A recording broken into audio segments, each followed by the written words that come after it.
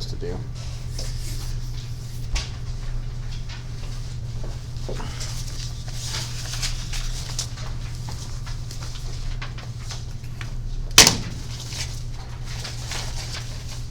Okay, so I need to get the test review, and then I'll take those questions, and then of course, as you've answered, ask the questions you need from your test review, go ahead and start looking at those quizzes in that order.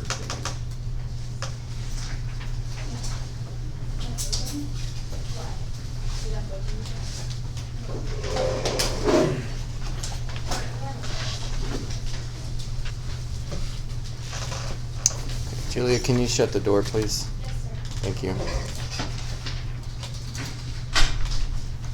Okay, so test review, only questions 1 through 9 and question 11. Which ones gave you the most issues?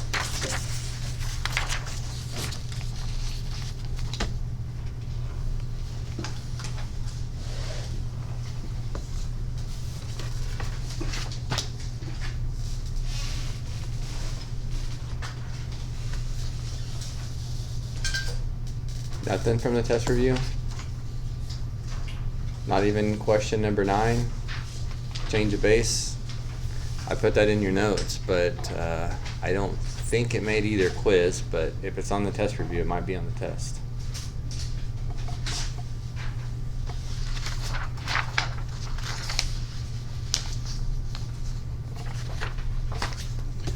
Okay, then of course I'll give you a chance if I'm moving on too quickly, but then I'd like to look at the quizzes in the order that we took them. So 1.9 was probably the easiest overall for most students. That was over inverse functions. So what's it mean to be one-to-one, not one-to-one, know how to take a point on a function and move it around to make it a point on the inverse function, how to find an inverse given a function, how to prove through composition of functions that two functions are inverses of each other, explaining what it means to be one-to-one in a sentence. You're doing it now? Yeah. You really need to start that before if you're going to do it. Yes.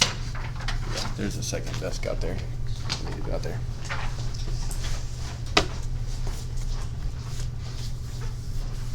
So from 1.9, looking at your mistakes, or even if you got a question right, if you don't remember what you did, or if you got lucky, I would say of the 3 sections, this is the least important. But of course, anything that was on a quiz is likely to be on a test, so don't be dismissive of it. I would think, as far as studying purposes go, 1.9 should be at the bottom of your list. 3.1 and 3.2, much higher.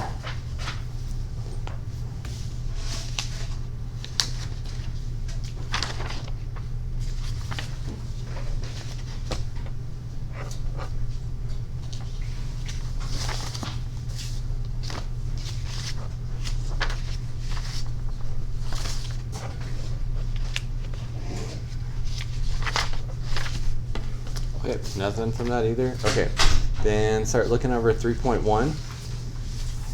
We're one section of exponential functions. So from a function, being able to tell if it's exponential growth or decay, graphing an exponential function with transformation rules, being able to say some stuff about the graph of an exponential function like x-intercept, y-intercept, stuff like that. Describing transformations in words, the half-life formula, picking out transformations from a graph, as x approaches infinity and negative infinity, horizontal asymptotes, and the compound interest formulas. Our test is no calculator, just like the quizzes were no calculator, so if that matters. Yeah, Scott. Didn't get 15 B. 3.1b, number 15. Okay, so this was one of the horizontal asymptote questions.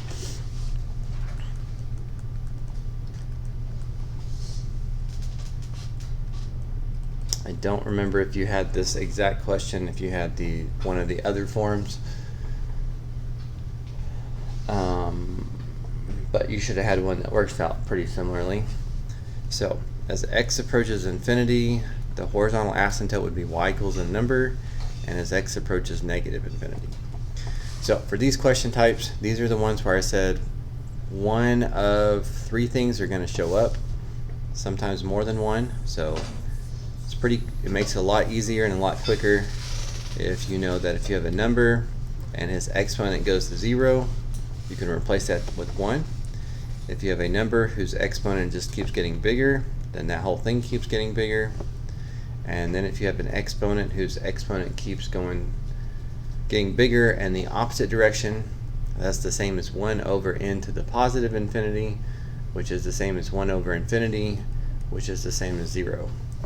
So my recommendation before I work this question is to make sure you know those three and be actively looking to replace those. So if I do the positive infinity first, you should just plug that in and then try to figure out what's going on with this big fraction. So right here, if you have a number in the numerator that's stuck, 0.9 never gets bigger or smaller, but your denominator keeps getting bigger, then your fraction goes to 0. Now this matches up with this.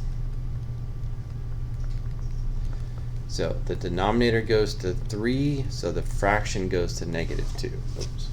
Yeah, that was for positive. I think there was quite a few answers of negative 3 on this question. Probably the most common wrong answer, and I think it's just here at the end. Sometimes you guys, you've got the hard steps behind you, and then you just go too quickly. You end up saying negative 6 divided by 3 is negative 3 instead of negative 2. Okay, if you plugged in negative infinity, remember sometimes the number changes, sometimes it doesn't. So first you got to deal with this. Now in this one it ends up being the same because you've got a positive divided by a negative, which would be negative, but 0.9 divided by a number that keeps getting bigger goes to 0. But 0 is the only number that's the same whether he's positive or negative. So this still went to 1, so the denominator still went to 3, so the whole fraction still went to negative 2. So for this question, both parts went to negative 2.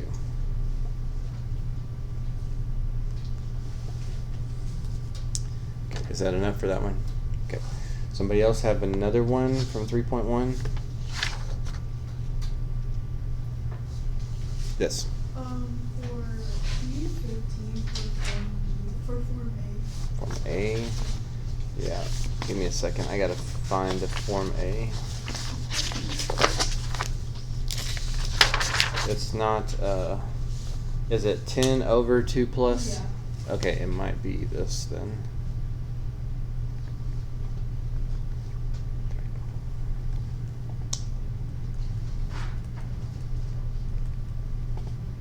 Two plus e to the 0.4x. Is that it? Yeah. Okay. So that's actually question 16 on the other form. So, okay, so same thing. We want to know what's happening on the far right of this graph and what does it approach on the far left of this graph. So same thing. If you know those three things that I just circled from the last question, at least one of those is going to be used on each one of these, if not multiple. So try not to do too much at once.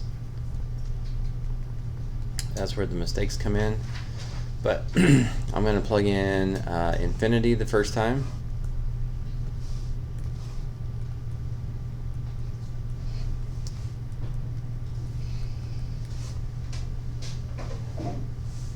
And so then I'm going to try to keep up with this. 0.4 times a number that keeps getting bigger will just keep getting bigger.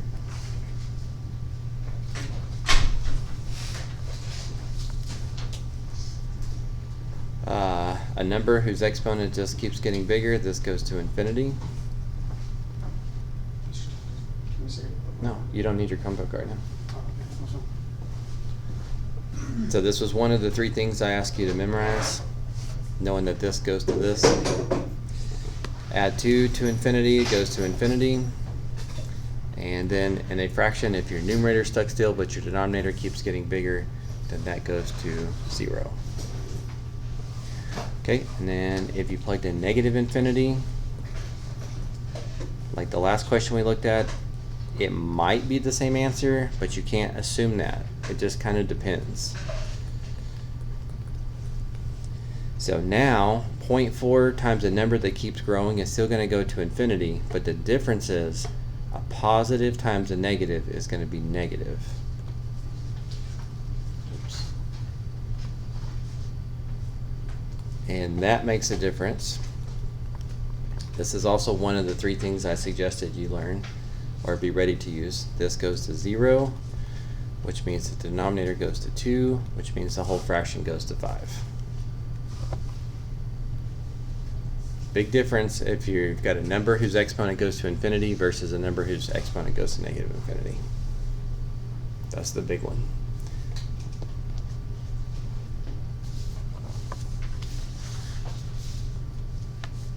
Okay, is that enough for this one? Anybody else that's going to ask about this one want to ask before we move on? Because that was both of them from the quiz. Okay, then let's move on. And if I'm moving on too quickly again, you guys know I'll be happy to take questions from other ones as well. But 3.2 is probably the hardest one overall. Definitely required the most amount of things. So switching from logarithmic form to exponential form or the other way.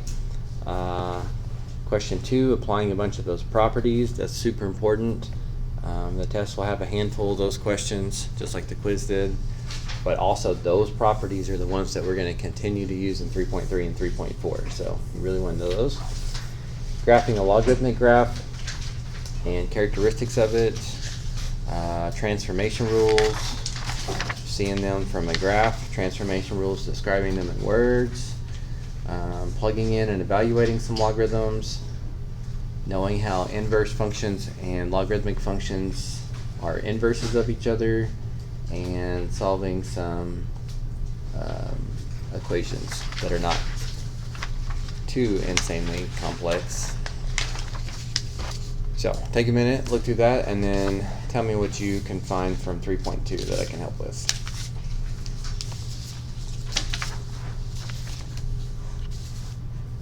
Yes, Vivian, go ahead. Can you do B for 6? Number 6, B, what form, A or B? For B.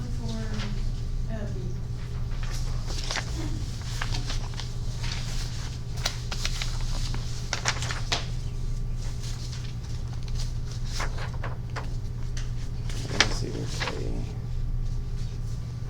A. Okay, A had a very similar one.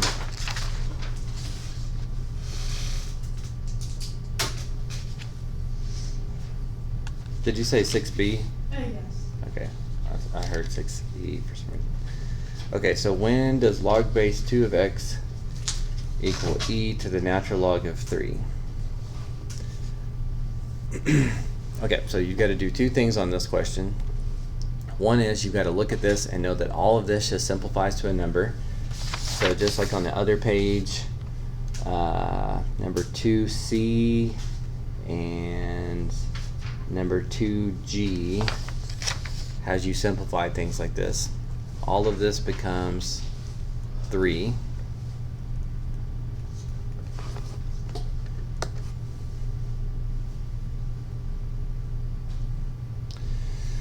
And then if you can work this in your head, that's great. But for most people to make sense out of this, you probably need to switch the forms. So we've only talked about just a couple small ways to solve equations at this point, but one of those is switching from either exponential form to logarithmic form, or in this case logarithmic form to exponential form. If you thought to switch that, then you weren't trying to guess and check that in your head.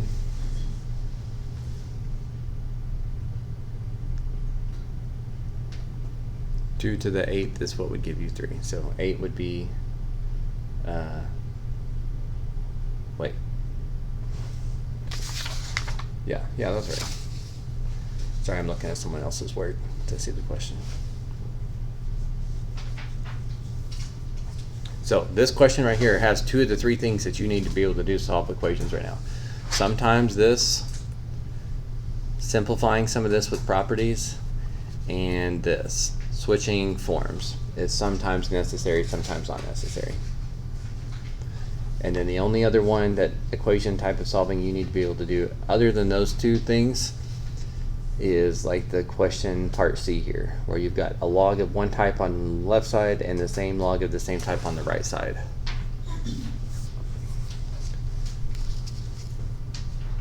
Okay, what was the other one y'all had? Oh, it's the same one? Really? I thought it would have been part C that y'all would have wanted to talk about, but sure. Do you have form A or B?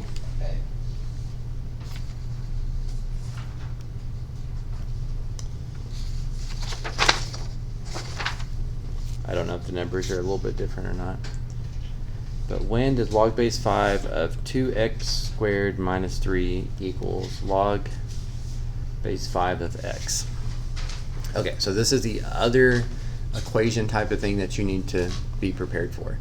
This is log base 5, this is log base 5, so that's already balanced.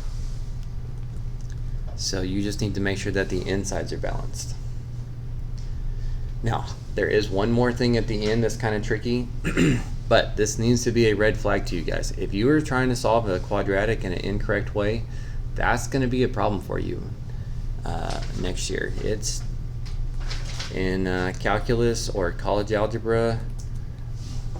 There's not time to reteach solving quadratics. You need to know to move it all to one side, set equal to 0. Use quadratic formula or factor. I would say most of the mistakes I saw came from factoring. Set this equal to 0 and solve. Set this equal to 0 and solve. This should be very familiar. You should have done 100 of these in Algebra 2, from here to here. Now, of course, everyone needs a reminder on it. That doesn't hurt. But the other thing you have to be careful about with logarithmic questions is just because I think I've got 2 answers here, really only one of these works. One of these is extraneous. So if you plug 3 over 2 in, plug 3 over 2 in, you end up taking log base 5 of 3 over 2 on both of these, and 3 over 2 is positive, so that's perfectly fine. But if you try to plug in -1, over here you'd be taking the log of a negative number, and over here you'd be taking the log of a negative number. You can't take the log of 0, and you can't take the log of a negative. This is what we refer to as extraneous. It's not that I did anything wrong there, it just doesn't work. Personally, I think that's one of the harder questions, because you have to know how to start it, you have to remember how to solve a quadratic, you have to factor it correctly, and you have to remember to check your answers for extraneous solutions. A little bit more on the line for that. Now on the quiz, that was only 1 point, so it's not, super high stakes or anything. But on the test, when it's 50 points to give out, this type of question might end up being 4 or 5 potentially. So you need to make sure you review that if need be. Okay, anybody who's not asked a question today have anything from 3-2? Give you a chance first.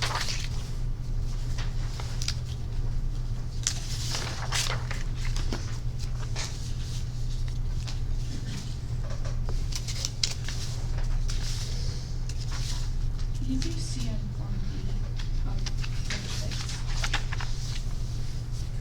6. You said Form B, number 6B, 6C. 6C.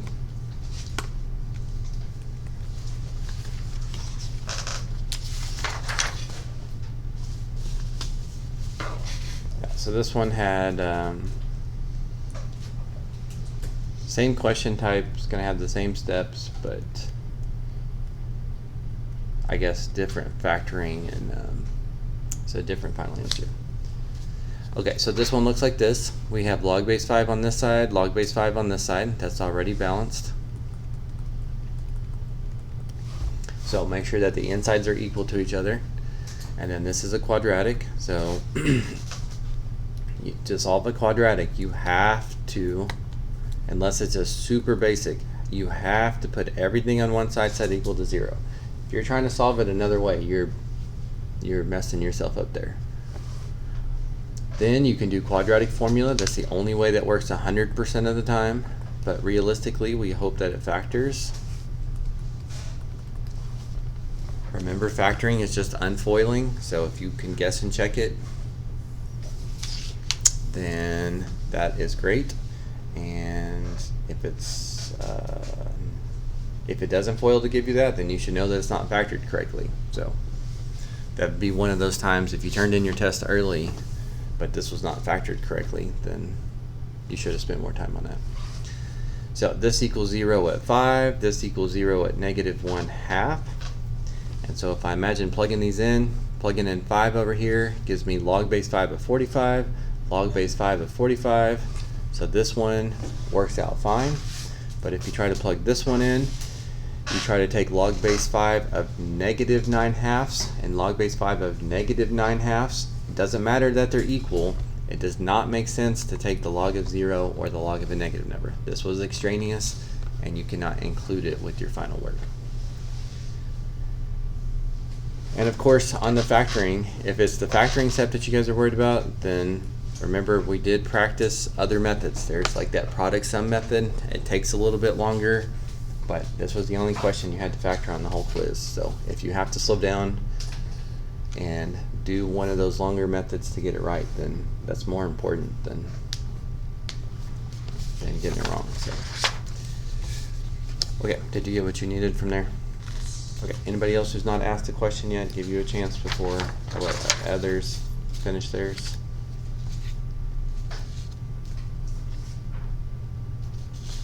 Okay, anybody who has asked a question have some more?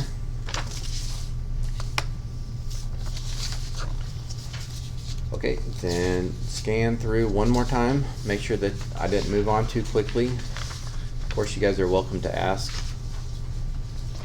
anytime during the class period, but I'm going to turn the screen off at some point. So anything from test review, 1.9 quiz, 3.1 quiz, or 3.2 quiz.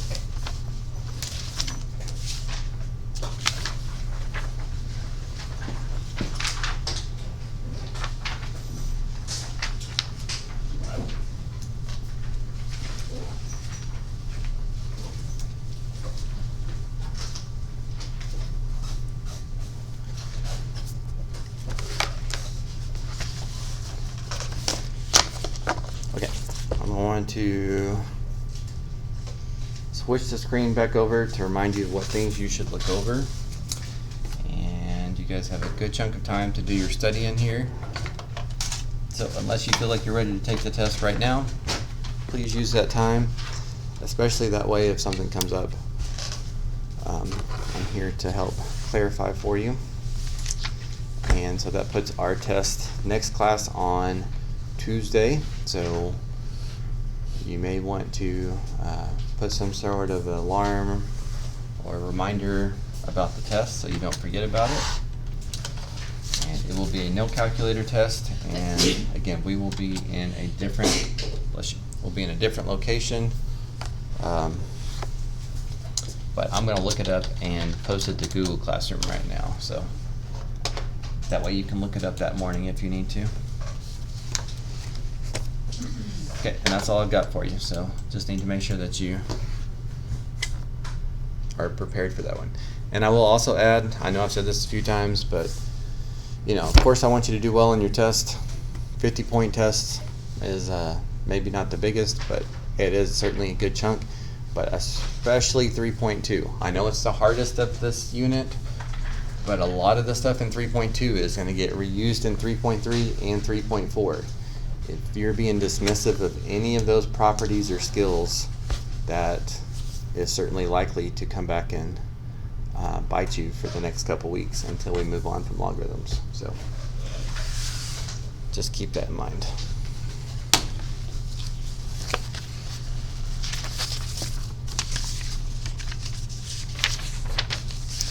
Okay, Just let me know if y'all find anything I can help with.